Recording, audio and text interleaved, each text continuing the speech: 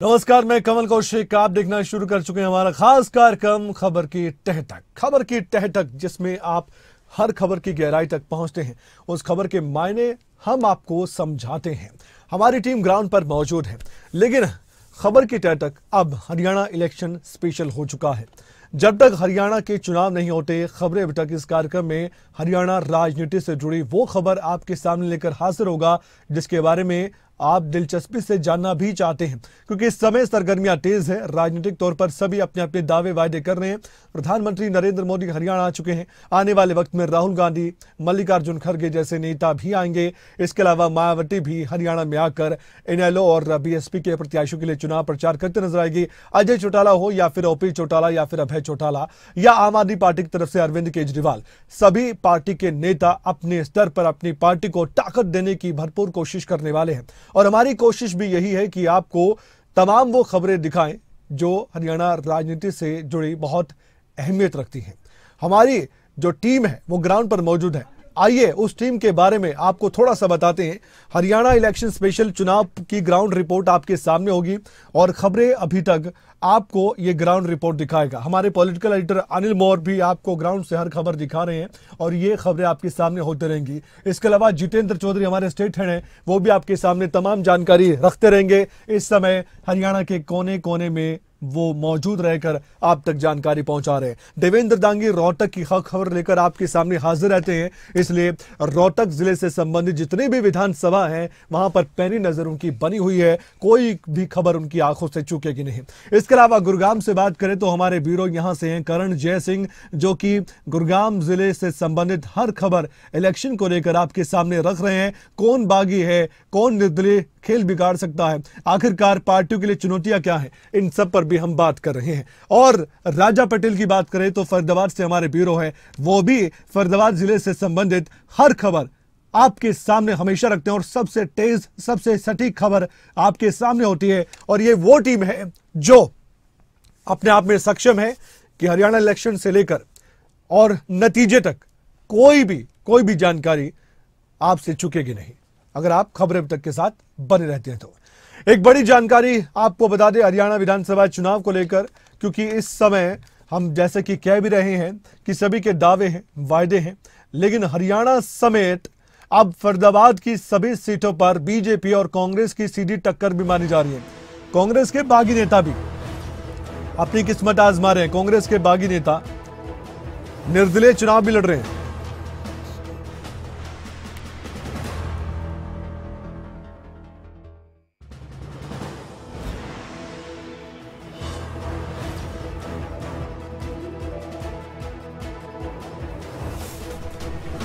अब पार्टियों के समीकरण बिगड़ेंगे नहीं बिगड़ेंगे ये तो वक्त बताएगा, लेकिन हाँ इतना जरूर है कि पॉलिटिकल एक्सपर्ट बता रहे हैं कि ये जो बागी नेता हैं ये परेशानी बढ़ा सकते हैं राष्ट्रीय पार्टियों की भी और क्षेत्रीय पार्टियों की भी।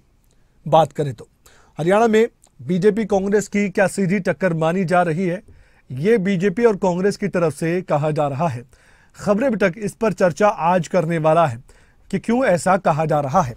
फरीदाबाद जिले की बात करें, जितनी विधानसभा आती हैं, चाहे पृथला की बात करें, चाहे फरीदाबाद एनआईटी की बात करें, फरीदाबाद की ही बात करें, तिगांव की बात करें, इन तमाम विधानसभा क्षेत्रों की जानकारी लेकर राजा पटेल हमारे साथ जुड़ चुके हैं। जैसे कि हमने आपको बताया था, हमारी टीम के वो सदस्य हैं जो हर वो खबर आपके सामने लेकर हाजिर रहते हैं जो आप जानना भी चाहते हैं और सबसे पहले जानना चाहते हैं। राजा, एक चर्चा शुरू हो गई है। चर्चा इसलिए शुरू हो गई है क्योंकि कांग्रेस और बीजेपी दोनों के नेता ये कह रहे हैं कि टक्कर अगर है तो इस चुनाव में कांग्रेस और बीजेपी की सीधी टक्कर है और कोई क्षेत्रीय पार्टी इसमें है ही नहीं, ना आम आदमी पार्टी, ना जेजेपी और ना ही इनेलो। हालांकि इनेलो, जेजेपी, आम आदमी पार्टी इससे इत्तेफाक नहीं रखते हैं। वो कहते हैं कि त्रिशंकु विधानसभा भी आ सकती है। मैं आपसे पूछना चाहता हूं, फरीदाबाद जिले में जितने विधानसभा आती हैं अगर उन पर नजर डाली जाए तो हम ये कहें कि सीधी टक्कर कांग्रेस बीजेपी की है, या फिर जो बागी नेता हैं या निर्दलीय जो चुनावी मैदान में उतर चुके हैं वो भी कहीं ना कहीं इन पार्टियों का समीकरण बिगाड़ सकते हैं। एक एक करके सभी विधानसभा के बारे में बहुत संक्षेप में आपसे मैं जानना चाहता हूं। ओवर टू यू राजा पटेल।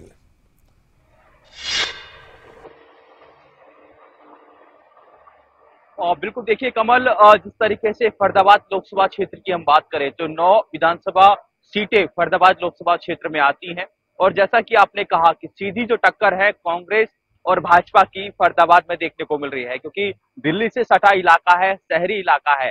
जो शहरी मतदाता है वो पिछले रिकॉर्ड की बात करें तो हमेशा से भाजपा के साथ रहा है, पर इस बार का जो समीकरण है वो काफी अलग रहने वाला है, क्योंकि हम फरीदाबाद 89 विधानसभा की बात करें तो यहाँ से विपुल गोयल जो कि पूर्व में कैबिनेट मंत्री थे 2019 में, मैं अपने दर्शकों को बता दूं कि 2019 में विपुल गोयल का टिकट भाजपा ने काट दिया था, पर क्योंकि पूरे प्रदेश के समीकरण जिस तरीके से बदले हैं उसके बाद अब भाजपा हाईकमान चाहता है कि हम जिताऊ उम्मीदवार ग्राउंड में उतारे, और उन्होंने उतारा भी। 89 विधानसभा सीट से विपुल गोयल को दोबारा मौका दिया गया है। जो विधायक है नरेंद्र गुप्ता, उनका टिकट कटा। विपुल गोयल लगातार लोगों के बीच पहुंच रहे हैं, लगातार उनको समर्थन भी मिल रहा है, पर इस बीच जो कांग्रेस के नेता हैं लखन सिंगला, उनको उम्मीदवार 89 विधानसभा फरीदाबाद से बनाया गया है। लखन सिंगला जो अग्रवाल समाज के बड़े नेता माने जाते हैं, पर लगातार जो शहरी सीट की हम बात कर रहे हैं, सीधी टक्कर 89 विधानसभा में कांग्रेस और बीजेपी की देखने को मिल रही है। हालांकि यहाँ से आम आदमी पार्टी के जो प्रत्याशी हैं परवेश मेहता हैं, वो भी मैदान में हैं, और अलग अलग पार्टियों की हम बात करें उनके भी जो नेता हैं लगातार अपनी किस्मत आजमा रहे हैं। इसी तरीके से बल्लभगढ़ की बात करें तो बल्लभगढ़ से जो कैबिनेट मंत्री हैं मूलचंद शर्मा भाजपा के तीसरी बार प्रत्याशी बनाए गए हैं। बड़ी बात है कि भाजपा हाईकमान ने उनको तीसरी बार मौका दिया है यहाँ पर जो सीधी टक्कर है कांग्रेस से नहीं, क्योंकि कांग्रेस से जो शारदा राठौर हैं वो बागी हो चुकी हैं, क्योंकि उनकी टिकट को बल्लभगढ़ विधानसभा से काट दिया गया है। तो मूलचंद शर्मा की सीधी टक्कर निर्दलीय जो उम्मीदवार है शारदा राठौर उनसे है। जो यहाँ से जो कांग्रेस की उम्मीदवार है पराग शर्मा, वो काफी पिछड़ती हुई नजर आ रही है। ये ग्राउंड रिपोर्ट हम अपने दर्शकों तक पहुंचा रहे हैं। हालांकि हार जीत अभी काफी लंबा समय है, 15 से 17 दिन का समय है, पर अभी तक की जो ग्राउंड रिपोर्ट है वो अपने दर्शकों तक हम पहुंचा रहे हैं। बल्लभगढ़ विधानसभा में सीधी टक्कर मूलचंद शर्मा और शारदा राठौर के बीच रहने वाली है। जी,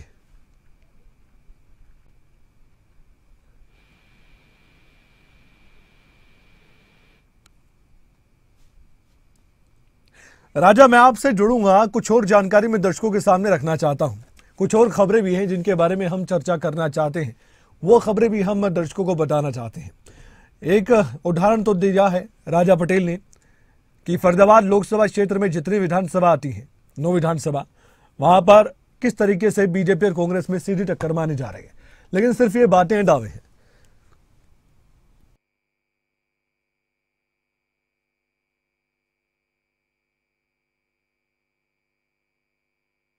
अब हम आगे बढ़ते हुए कुछ और अहम खबरों की बात करने जा रहे हैं। हरियाणा विधानसभा चुनाव के लिए नामांकन पत्रों की जांच पूरी हो चुकी है, छटनी हो चुकी है। 1221 उम्मीदवारों की उम्मीदवारी पाई गई है वैध, 338 उम्मीदवारों की उम्मीदवारी रद्द कर दी गई है। अब 16 सितंबर से पहले जो भी उम्मीदवार है उसके पास ये अधिकार दिया गया है, उसके पास ये अधिकार है कि नामांकन वह वापस ले सकता है। अब ये क्यों काफी अहम दिन होते हैं कि नामांकन पत्रों की छटनी होती है और फिर नामांकन वापस लेने की तारीख सामने आती है। इस दौरान जो पार्टियां हैं वो अपने बागी नेताओं को मना सकती हैं, उनको ये कह सकती हैं कि आप पार्टी के साथ रहिए, आपको आने वाले वक्त में मान सम्मान दिया जाएगा, आप ये नामांकन वापस ले लीजिए। क्योंकि वोट बैंक पर कहीं ना कहीं थोड़ा बहुत असर पड़ता है, हर जगह तो नहीं पड़ता है, लेकिन कुछ जगह जहां पर बड़े चेहरे होते हैं राजनीतिक तौर पर, जिन्होंने अपने आप को इतिहास में साबित किया है, वो मुश्किलें बढ़ा सकते हैं। अब हरियाणा में 5 अक्टूबर को मतदान है, 8 अक्टूबर को नतीजा आएगा सामने, और अब उम्मीदवारों पर अब नजरें टिकी हुई हैं। हमारे साथ जितेंद्र चौधरी जुड़ चुके हैं, उनसे हम चर्चा करते हैं। हमारे स्टेट हेड हैं, जैसे कि मैंने आपको बताया कि हरियाणा के कोने कोने में घूम घूम कर वो आपके लिए खबरें लेकर आ रहे हैं। लेकिन जो हम बात अब करने जा रहे हैं वो कुछ तकनीकी तौर पर भी अहम है। अब 338 उम्मीदवारों की उम्मीदवारी तो रद्द कर दी गई है, लेकिन 1000 से ज्यादा उम्मीदवार अभी चुनावी मैदान में है। जितेंद्र चौधरी, अब मैं ये जानना चाहता हूं आपसे, दर्शकों की जानकारी के लिए बताइए जितेंद्र, अगर 15 सितंबर तक का समय है, बहुत से ऐसे उम्मीदवार हैं जो बागी होकर चुनावी मैदान में उतर रहे हैं, तो ये पार्टियों के लिए क्या हम कह सकते हैं बहुत अहम समय है, और पार्टी अपने बागी नेताओं को मना भी सकती है और वो नामांकन वापस भी ले सकते हैं। ये जो 15 सितंबर तक का समय है, ये कितना अहम आप मानते हैं? क्योंकि आज ही सब कुछ करना है और 22 जिलों में संबंधित रिटर्निंग अधिकारियों के कार्यालयों में भी जांच पड़ताल की गई। 1559 उम्मीदवारों की ओर से दाखिल किया गया था। 1746 नामांकनों की जांच के दौरान बहुत कुछ जानकारी निकलकर सामने आई है। भारत निर्वाचन आयोग के दिशा निर्देश के अनुसार 1221 उम्मीदवारों की उम्मीदवारी वैध पाई गई है और 338, जैसे कि मैंने बताया, उम्मीदवारों की उम्मीदवारी रद्द कर दी गई है। Jitendra, over to you.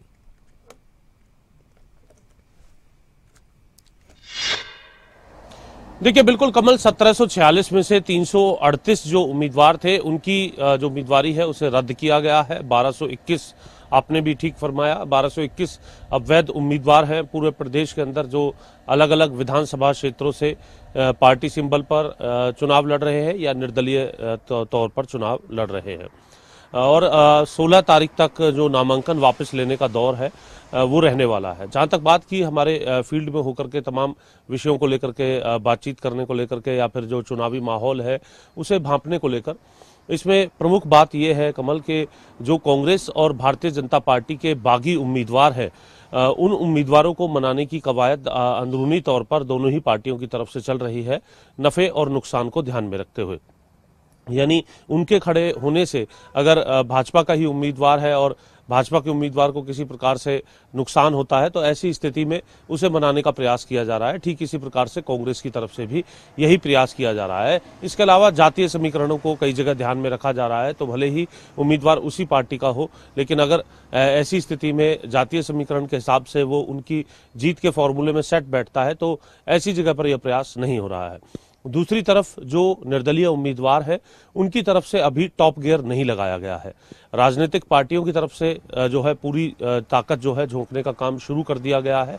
हमने देखा भारतीय जनता पार्टी की तरफ से भी कल कुरुक्षेत्र से इसका शंखनाद किया गया जब खुद प्रधानमंत्री नरेंद्र मोदी जो है हरियाणा में आए थे और किस तरीके से उन्होंने कांग्रेस को कई मुद्दों पर आड़े हाथ लेने का काम किया। कई सवाल जो है वो कांग्रेस की जो राजनीतिक जो सोच है उसको लेकर के खड़े करते हुए वो नजर आए थे। इसके साथ साथ अगर हम बात करें, निर्दलीय उम्मीदवार ये सोच रहे हैं कि पहले अभी उन्हें सिंबल मिल जाए, यानी सिंबल मिलने के बाद पुरजोर तरीके से उस सिंबल के साथ लोगों के बीच में जाएंगे। अगले करीब 15 दिन के अंदर अगर हम बात करें, क्योंकि 5 अक्टूबर को वोटिंग होनी है तो 17 दिन का वक्त महज उनको मिलेगा, तो 15 से 17 दिन के अंदर अगर हम बात करें, उनकी ये सोच है कि लोगों के बीच में इस ताकत के साथ वो जाएं कि उन्हें सिंबल रटवाने का काम यहाँ पर कर दिया जाए। यानी लोग जो हैं उनके सिंबल को ध्यान में रख लें, क्योंकि जो निर्दलीय उम्मीदवार है उन्हें चुनाव आयोग की तरफ से जो सिंबल है वो दिए जाते हैं, अपनी चॉइस हालांकि उनकी तरफ से बताई जाती है, अवेलेबिलिटी के हिसाब से ये फैसला किया जाता है।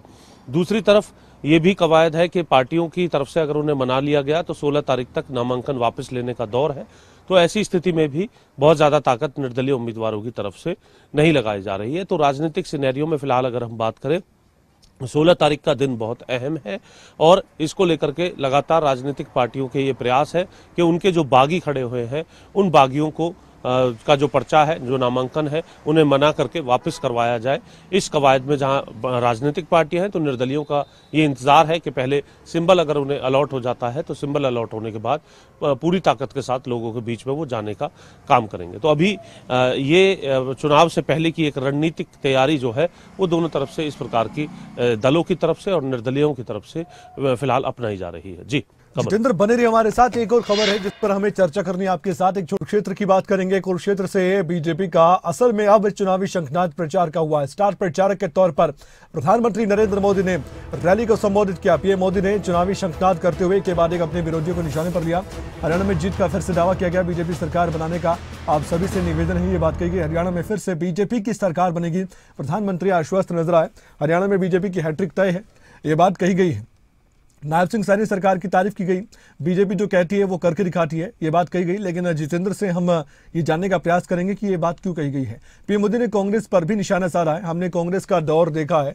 पीएम मोदी ने ये बात कही, विकास का पैसा एक जिले तक सीमित रहता था। सीधे सीधे उन्होंने निशाना साध दिया है भूपेंद्र हुड्डा पर, क्योंकि उनके विरोधी उन पर आरोप यही लगाते हैं कि रोहतक में ही विकास करवाने का काम किया गया था उनके कार्यकाल में। कांग्रेस देश की एकता पर लगातार हमला कर रही है। कांग्रेस की तरफ से नफरती विचार देश पर थोपे जा रहे हैं। कांग्रेस में अंदरूनी महाकलह चल रही है। कांग्रेस से बड़ी बेईमान और धोखेबाज पार्टी कोई नहीं, ये बात तक कही गई है। पीएम मोदी ने आम आदमी पार्टी को भी जरूर घेरने का प्रयास किया। ये महान बेईमान पार्टी है, पंजाब की हालत खराब कर दी है, ये बात कही गई। जितेंद्र चौधरी, मैं आपसे जानना चाहता हूं, प्रधानमंत्री का आना और अपने विरोधियों को निशाने पर लेना, आम आदमी पार्टी और खासकर कांग्रेस और भूपेंद्र हुड्डा को बातों ही बातों में घेरना, इसे किस तरह से देखते हैं आप? इसके बाद तो सियासी तूफान सा मच सकता है, प्रतिक्रियाओं का दौर शुरू हो सकता है और पलटवार आम आदमी पार्टी और कांग्रेस दोनों की तरफ से होने वाले हैं, क्योंकि यहाँ बात प्रधानमंत्री की है और उन्होंने दावा ये किया कि तीसरी बार सरकार बनेगी। और एक बात और कही गई थी उनकी तरफ से कि जो हम कहते हैं वो करके दिखाते हैं। ये किस आधार पर कहा गया?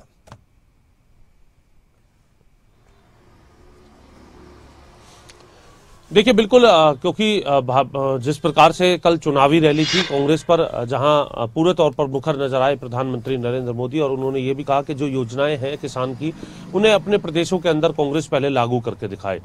उन्होंने कई दूसरे प्रदेशों का यहाँ पर एग्जाम्पल जहाँ पर देने का काम यहाँ पर किया है। तो वहीं दूसरी तरफ अगर हम बात करें आरक्षण खत्म करने की बात को लेकर के, लोकसभा चुनाव में हमने देखा था कि बड़ी कंट्रोवर्सी बनते हुए नजर आई थी और भाजपा के नेता इस बात को मान रहे थे कि कांग्रेस की तरफ से ये बात कही गई थी जिसका नुकसान उन्हें हुआ है और एक भ्रम फैलाया गया था। लेकिन अब प्रधानमंत्री की तरफ से ठीक इसी प्रकार का बयान अगर हम बात करें तो कल कुरुक्षेत्र में भी कांग्रेस को लेकर के दिया गया है कि कांग्रेस अगर आएगी तो वो आरक्षण खत्म कर देगी। इस तरीके की नेहरू की सोच रही है कि जो उन्होंने इस प्रकार की बातें जो है अतीत में कही हैं कि इस प्रकार से आरक्षण से संबंधित लोगों को आगे लाया जाएगा तो जो काबिल लोग हैं वो पीछे रह जाएंगे। इस प्रकार के एग्जाम्पल वो देते हुए नजर आए हैं। इसी के साथ साथ अगर हम बात करें, उन्होंने ये भी कहा कि कांग्रेस जिन राज्यों में है या फिर कांग्रेस अगर प्रदेश में आती है तो वो प्रदेश को बर्बाद कर देगी। यानी पूरे तौर पर ये कह सकते हैं कि मुखर प्रधानमंत्री नरेंद्र मोदी कुरुक्षेत्र की इस रैली के अंदर नजर आए हैं। अब ये देखना है कि लोगों का मन किस प्रकार से बनता है, क्योंकि 6 जिलों के करीब 23 उम्मीदवार भी इस मौके पर मौजूद थे और उत्तरी हरियाणा की महत्वपूर्ण रैली जो है वो इसको देखा जा रहा था, जहां से पूरे प्रदेश को मैसेज देने का काम प्रधानमंत्री नरेंद्र मोदी की तरफ से किया गया था। अब आने वाले दिनों के अंदर केंद्रीय नेताओं के कार्यक्रम, स्टार प्रचारकों के कार्यक्रम इसी प्रकार से देखने के लिए मिलेंगे कमल, क्योंकि चुनावी शंखनाद के अंदर अपने अपने स्तर पर वार पलटवार जो है वो और भी ज्यादा तलखी भरे होने वाले हैं चुनाव के अंदर। और उस बात को ध्यान में रखते हुए जनता को भी ये तय करना होगा कि आखिर ये जो पूरा जो बयानों का जो सिलसिला है उसमें किसकी बात सही है, किसकी बात गलत है। और इसीलिए प्रधानमंत्री की तरफ से एग्जाम्पल दिया कि जो मोदी की गारंटी की जो बात कही जाती है या फिर जो वायदे किए जाते हैं उन वायदों को भाजपा की सरकार पूरा करने का काम करती है। ये कहीं ना कहीं विश्वास दिलाने का काम प्रधानमंत्री की तरफ से किया गया है। तो वहीं अब अगले कुछ दिनों में हम देखेंगे कि भाजपा और कांग्रेस की तरफ से अपना संकल्प पत्र भी लोगों के बीच में लाया जाएगा और उस संकल्प पत्र के माध्यम से ये बताया जाएगा कि किस प्रकार का विजन उनका है। इसको लेकर के अतीत में जो संकल्प पत्र लाए गए हैं उसको लेकर के एक अलग अलग डिबेट देखने के लिए मिलेगी, वार पलटवार देखने के लिए मिलेगा और इन बयानों का सिलसिला आने वाले दिनों में और अधिक बढ़ता हुआ देखने के लिए मिलेगा। प्रधानमंत्री की इस रैली के बाद अगर हम बात करें तो कांग्रेस के लिए बहुत से ऐसे सवाल है जो प्रधानमंत्री के इस भाषण के बाद खड़े हो गए हैं और कांग्रेस के जो नेता है उनको इनका जवाब किस प्रकार से देना है ये देखना होगा। जितेंद्र, बहुत बहुत धन्यवाद जानकारी देने के लिए। हर खबर पर आपसे अपडेट हम लेते रहेंगे हरियाणा चुनाव को लेकर। अब हमारे साथ जुड़ चुके हैं करण जय सिंह गुरुग्राम से। करण के साथ हम चर्चा करने वाले हैं गुरुग्राम जिले को लेकर। करण से हमारी बातचीत अब होने जा रही है। करण, मैं आपसे ये जानना चाहता हूँ, गुरुग्राम की बात करें तो गुरुग्राम जिले में कौन कौन सी ऐसी विधानसभा है जहां पर निर्दलीय अगर कोई नेता चुनाव लड़ रहा है तो वो समीकरण बिगाड़ सकता है? या अगर बादशाहपुर की बात करें तो एक उदाहरण हमारे सामने है कि बादशाहपुर में 2019 में पार्टियों का दाव नहीं चल पाया था बल्कि निर्दलीय ने बाजी मार ली थी। अब कोई बागी नेता है या निर्दलीय कोई चुनाव लड़ रहा है, आपको लगता है इस बार उसका थोड़ा बहुत असर होगा या फिर सीधी टक्कर कांग्रेस और बीजेपी?